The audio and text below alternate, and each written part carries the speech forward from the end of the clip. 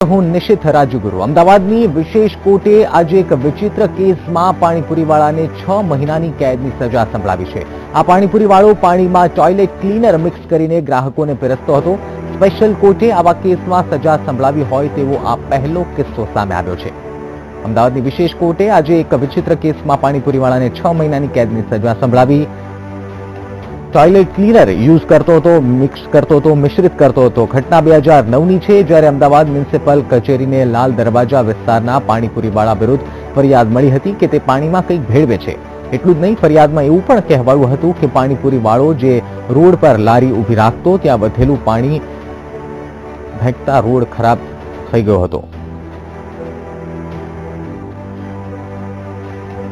આ ફરિયાદને પગલે MCA sample testing માટે મોકલ્યું છે। લેબ ટેસ્ટિંગ બાદ ચોંકાવનારો ખુલાસો થયો છે। પાણીપુરીમાં ટોયલેટ ક્લીનર જેવા એસિડિક દ્રવણોનો ઉપયોગ કરાતો હતો। ટેસ્ટ પોઝિટિવ આવતા સ્પેશિયલ કોર્ટે પાણીપુરી વેચનાર ફેરૈયા ચેતન નાનજીને ભેળસેળનો દોષી ઠેરવતા 6 મહિનાની કેદની સજા સંભળાવી છે। તો આ તરફ ફેરિયાએ પોતાનો બચાવ કરતા કહ્યું છે કે તેની સામે પૂરતા પુરાવા ન હોવા છતાં કોર્ટ તેને સજા સંભળાવી છે।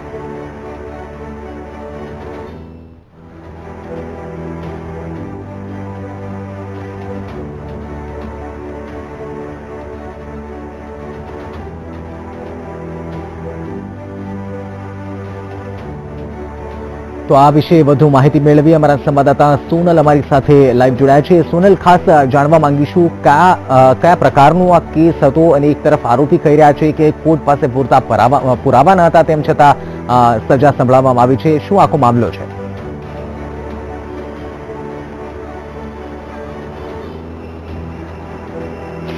ચોક્કસપણે નિશ્ચિત જે સમગ્ર મામલો છે 2009માં મેઇનલી તો આ વસ્તુ બની હતી અને જ્યારે મ્યુનિસિપલ કોર્પોરેશનના ધ્યાન પર આવ્યું, અનેક ફરિયાદો કોર્પોરેશન સમક્ષ કરવામાં આવી હતી કે લાલ દરવાજા ખાતે જે આ પાણીપુરીવાળો છે તેનું જે પાણી છે તેના ટોયલેટ ક્લીનર કે એવો કંઈક એવો પદાર્થ નુકસાનકારક વાપરી રહ્યો છે, જેના કારણે થઈને આજુબાજુના જ્યારે રાત્રે પાણી ઢોળીને એ વિસ્તારમાં જતો હતો ત્યારે તેનાથી લોકોને અનહદ પરેશાની થતી હતી અને એના કારણે થઈને જે અમુક લોકો સ્વાદ શોખીનો હોય છે તેમને પણ કંઈક અજુગતું લાગ્યું હતું તેના સ્વાદમાં અને તેના કારણે થઈને અનેક ફરિયાદો કોર્પોરેશન સુધી ગઈ હતી।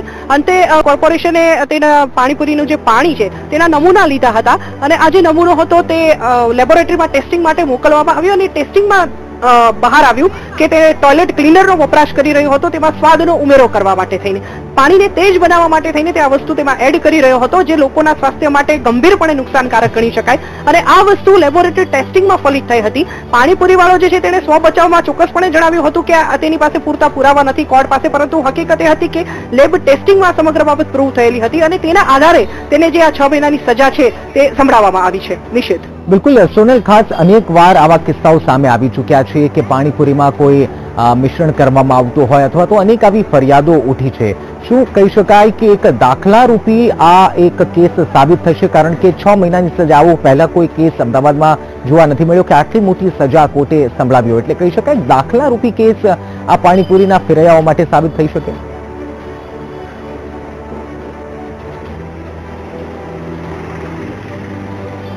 ચોક્કસપણે નિશ્ચિત આ જે કેસનો જે ચુકાદો છે તે દાખલા રૂપે ગણાવી જ શકાય, ઉદાહરણ રૂપ છે, કેમ કે પ્રથમ વખત આવું પગલું કોર્પોરેશન અને કોર્ટ તરફથી ખાસ કરીને ભરવામાં આવ્યું છે કે ખાદ્ય ચીજ વસ્તુમાં મિશ્રણ કરવા બદલ 6 મહિનાની કેદની સજા સંભળાવવામાં આવી અને ખાસ કરીને એવી વસ્તુ માટે એવી ખાદ્ય સામગ્રીનું આ મિશ્રણ હતું કે પાણીપુરી જેવી વસ્તુ કે જે લોકોમાં અત્યંત લોકપ્રિય હોય છે, ખાસ કરીને મહિલાઓ અને બાળકોની વાત કરીએ તો આ સૌથી વધુ જે વર્ગ છે આ બંને વર્ગ એવો છે કે જે સૌથી વધુ પાણીપુરીનો આનંદ માણે છે। આવા જ કેટલાક પાણીપુરીના શોખીન મહિલાઓ અત્યારે વાતચીત કરવા માટે આપણી સાથે છે। આપણે તેમને જ પૂછીએ કે આ સમગ્ર ઘટના જે છે તેનાથી તેમનું શું માનવું છે। આપણે એવા કેટલાક મહિલાઓ સાથે વાત કરીએ।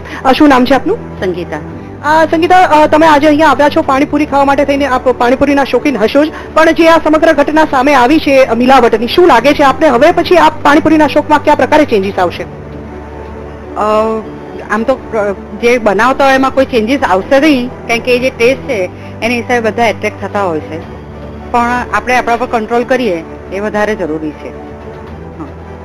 પાણીપુરીના શોખની જો વાત કરીએ નિશ્ચિત તો લગભગ મોટા ભાગની મહિલાઓ મહિનામાં એકાદ વાર કે 2 વાર તો આનંદ માણી જ લેતી હોય છે। આવા જ વધુ એક મહિલા આપણી સાથે છે। ક્યાં નામ હે આપકા? रुखसार। अच्छा, आप आज यहाँ पानी पूरी खाने आई है, आप ये जो पूरी घटना है 6 महीने की सजा लगी है पानी पूरी वाले को, जो मिलावट की बात है, क्या लगता है आपको पानी पूरी का टेस्ट जो है किस तरीके से, और आपका जो शौक है उसमें किस तरह का फर्क आएगा? अभी आप देख रहे हो हम ठीक दाने से यहाँ पर गोरखदेव पकौड़ी खाने के लिए आए हैं, और हम बाहर जाते हैं तो पकौड़ी खाना तो होता ही है, पकौड़ी खाना बनता ही है, बच्चे भी पकौड़ी खाते ही है, लेकिन ये किसी को हक नहीं है कि हमारे स्वास्थ्य के साथ वो खेले, उनको भी ध्यान रखना चाहिए। हम आगे से हम खुद भी ध्यान रखेंगे कि कैसी सफाई है आसपास, उसको देखकर हमको खाना चाहिए कि नहीं है, वो खुद साफ है कि नहीं है, इस तरीके का थोड़ा बहुत ध्यान रखा जाएगा। अब जो करता है वो तो करता ही रहेगा ना। તો નિશ્ચિત તમે જોયું કે મહિલાઓ કહે છે કે હવે પછી જ્યારે અમે પાણીપુરી ખાઈશું ત્યારે ચોક્કસ હાઇજીનનું અમે ધ્યાન રાખીશું કે ખાસ કરીને તે પાણીપુરી વાળા પાસે કયા પ્રકારની સ્વચ્છતા તેણે જાળવી છે તે ખાસ જોવામાં આવશે। આવા જ એક હજુ એક પાણીપુરીના શોખીન આપણી સાથે છે, શું નામ છે આપનું? ઇમરાનભાઈ। ઇમરાનભાઈ, આપે આજે પાણીપુરી અહીંયા ખાધી છે, જે મિશ્રણની વાત આવી છે, શું લાગે છે આપને, કયા પ્રકારે, અને તમારો જે શોખ છે તેમાં હવે તમે નેક્સ્ટ ટાઈમ પાણીપુરી ખાશો તો શું તકેદારી રાખશો? અમે આ પકોડી મહિનામાં 2-3 વાર ખાઈએ ફેમિલીને લઈને જાય ત્યારે। હવે આપણે જે કોર્પોરેશન કર્યું છે એ ચોક્કસ બરાબર છે એમની વાત કે આપણા ટેસ્ટ માટે હાનિકારક હતું, અને એની આગળ બીજા પણ ઘણા લોકો કરતા હશે, પણ ગવર્મેન્ટે જે કર્યું છે સારું કર્યું છે, અને બીજા માટે એક પાઠ છે કે એ લોકો હવેથી આવું નહીં કરે। જે નિશ્ચિત તો જોયું કે આપે કે કોર્ટનો જે ચુકાદો છે તેને લોકો સરાહનીય ગણાવી રહ્યા છે, અને ખાસ કરીને પાણીપુરીના શોખીનો જે છે તેમનામાં આ ચુકાદાને કારણે એક જાગૃતિ આવી છે કે હવે પછી જ્યારે તેઓ પાણીપુરી ખાવા માટે જશે ત્યારે ચોક્કસપણે ધ્યાન રાખશે। બિલકુલ સોનલ, ધન્યવાદ અમારી સાથે જોડાવા બદલ અને માહિતી આપવા બદલ। તો દર્શક મિત્રો, આપણે સાંભળ્યું કે લોકો હવે તકેદારી રાખવાની વાત કરી રહ્યા છે કે સરકારે અને કોર્ટે એક સારું પગલું લીધું છે અને આવું થતું રહેવું જોઈએ, પરંતુ હવે જે પાણીપુરી ખાવાના શોખીન છે તે ચોક્કસથી આ કેસ બાદ અથવા તો આ ચુકાદા બાદ તકેદારી રાખશે એ નિશ્ચિત છે।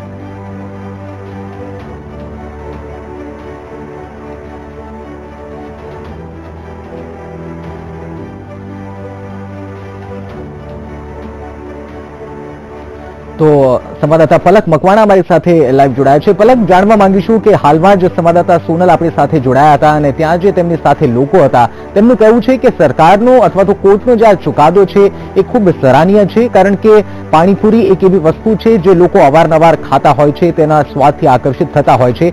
ત્યાં હાજર લોકોનું શું કહેવું છે, સૌપ્રથમ જાણવા માંગીશું આ કેસ અને કઈ રીતે જોઈ શકાય એક જે પાણીપુરીના શોખીન છે તેમની માટે।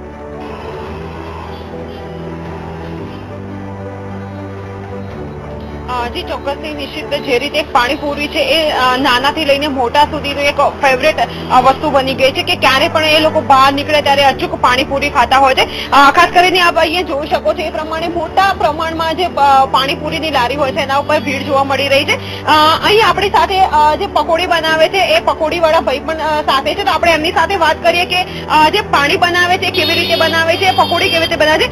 જી मनीषी, बताइए आप ये पकौड़ी बनाते हैं, पानी बनाते हैं पकौड़ी का, कैसे बनाते हो? धनिया, पुदीना, मिर्ची, मसाला गरम। पानी को खट्टा करने के लिए कहाँ डालते हो आप? फूल।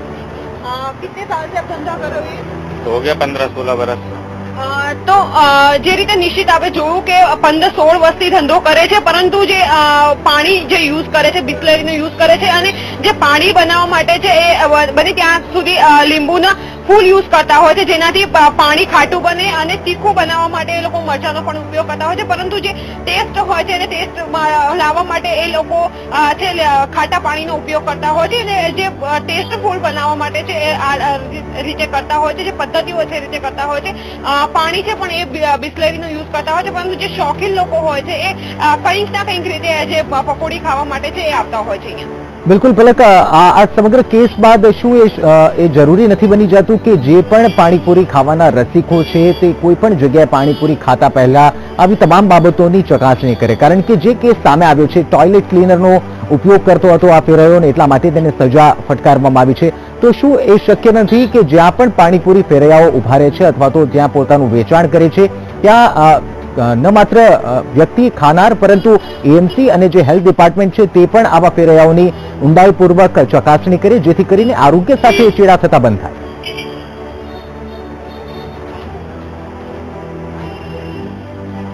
જી ચોક્કસથી નિશ્ચિત આ એક સ્વાસ્થ્ય માટે ખાસ કરીને એક સારું પગલું છે કે જે જ્યારે પણ જે ફેરિયાવાળા ઉભા રહે છે ત્યાં આજુબાજુનો વિસ્તાર કે એ વિસ્તાર ચોખ્ખો છે કે કેમ એને જે લારી ઉભી રાખે છે કે જે ઠેલો ઉભો રાખે છે એને એ જગ્યા પર પૂરેપૂરી સાફ કરે, આજુબાજુનું વાતાવરણ પણ ચેક કરે કે વાતાવરણ કેવું છે, સાથે સાથે જે પાણીનો કે જે એ જ્યારે કચરો નાખતા હોય છે એ ડસ્ટબિનમાં નાખે.